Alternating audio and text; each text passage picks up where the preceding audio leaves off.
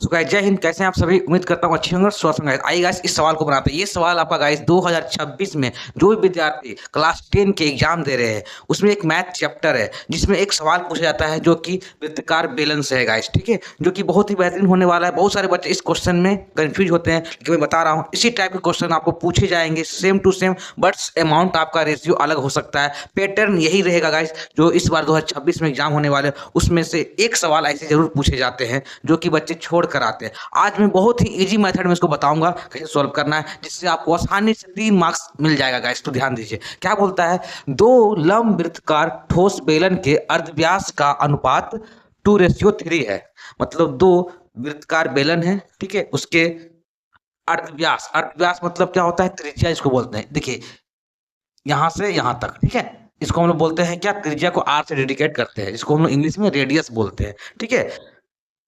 यहां पर भी होगा। तो दो वृत्तकार बेलन बोला गया है, तो पहला वाला को हम लोग क्या मान लेंगे? स्मॉल आर मान लेंगे। अब बड़ा वाला को क्या मान लेंगे? दूसरा वाला को कैपिटल आर मान लेंगे ताकि समझने में आसानी हो। तो दोनों का आपका रेशियो दिया गया है। देखिए दो वृत्तकार बेलन का अर्धव्यास का अनुपात कितना है? 2:3 है। तो मतलब पहला वाला का अर्धव्यास कितना है? त्रिज्या 2 है और दूसरे वाला का 3 है। इस प्रकार से हम लोग लिख देंगे, ठीक है। आगे बढ़ते हैं। ऊंचाई का अनुपात 5:3 है। मतलब दोनों का जो भी ऊंचाई है, पहला का 5 है, दूसरा का 3 है। तो पहला का 5 है मतलब हम उसको हाइट इसको बोलते हैं, ये वाला को, ठीक है। तो इसको हम लोग एच मान लेते हैं 1, ताकि समझ में आएगा कि पहला अलग बात हो रहा है। ये कितना दिया गया है? 5। इसको मान लेते हैं H2। कितना दिया गया है?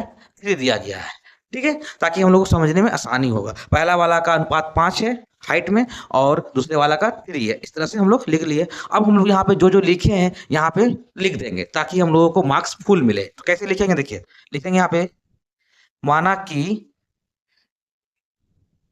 पहले बेलन की त्रिज्या, त्रिज्या कोई अर्धव्यास बोलते हैं, ठीक है, त्रिज्या r = 2 है और दूसरे की कितनी है? दूसरे की कितनी है? इसको कैपिटल माने हैं तो इसको लिख देंगे r = 3, ठीक है। उसी प्रकार से पहले बेलन की ऊंचाई क्या है? पहला बेलन का h1 माने तो h1 = कितना हो जाएगा? 5 हो जाएगा, ठीक है। और दूसरे के कितने हो जाएंगे? दूसरे बेलन की ऊंचाई h2 माने तो कितना हो जाएगा? h2 हमारा 3 हो जाएगा। इस प्रकार से हम लोग लिख देंगे जो भी पैटर्न है। अब बोला है क्या? तो उनकी आयतन का अनुपात ज्ञात कीजिए। मतलब उनके मतलब क्या? ये दोनों बेलन के आयतन का अनुपात आपको फाइंड करना है, ठीक है। तो हम लोग कैसे फाइंड करेंगे? देखिए ध्यान दीजिए, लिखेंगे दोनों बेलन के आयतन का अनुपात, अनुपात बोला है मतलब रेशियो फाइंड करना। दो बेलन है तो हमारा दो फार्मूला लगेगा। आपको पहले पता होना चाहिए कि बेलन के आयतन का फार्मूला क्या होता है। तो πr² होता है, यही होता है ना, πr² होता है फार्मूला बेलन का, ठीक है, बेलन के आयतन का। तो अब बताइए दो बेलन दिया गया है, ठीक है, तो हमारा दोनों बेलन का आयतन का रेशियो निकालना है, मतलब अनुपात निकालना है। तो पहले बेलन का आयतन रेशियो दूसरे बेलन का आयतन, तो पहले बेलन का आयतन का फार्मूला क्या हो जाएगा? πr²h, ठीक है, रेशियो दे देंगे, ठीक है। दूसरे बेलन का भी फॉर्मूला सेम रहेगा, बस क्या होगा हमारा? पाई कैपिटल आर देंगे, ठीक है। और यहाँ H2 लिखेंगे, यहाँ पे H1, क्योंकि पहले का पूछा गया तो पहले का H1 था हाइट, तो H1 लिखे हैं। दूसरे का H2 माने थे तो हम लोग H2 लिखे। और त्रिज्या कितना था? कैपिटल में आर था तो कैपिटल में आर लिखे, ताकि समझ में आए कि ये पहले वाला का है, ये दूसरे वाला का है। फार्मूला सेम है, यहाँ भी r², यहाँ भी r², बस यहाँ पे स्मॉल लिखे क्योंकि पहले वाला का स्मॉल आर माने थे, दूसरे वाला का कैपिटल आर माने थे, यहाँ पे कैपिटल आर लिखे। दोनों का हो गया। ये रेशियो को साइन दे दिए, ठीक है। अब इसको क्या कर सकते हैं? फ्रैक्शन में बदल सकते हैं रेशियो को, πr²h, या ऐसा करके लिख लीजिए।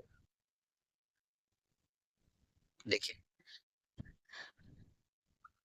πr²h, r², तो r का वैल्यू कितना था यहाँ पे? देख लीजिए 2 है, तो 2 का क्या हो जाएगा? स्क्वायर इनटू h1, h1 कितना है?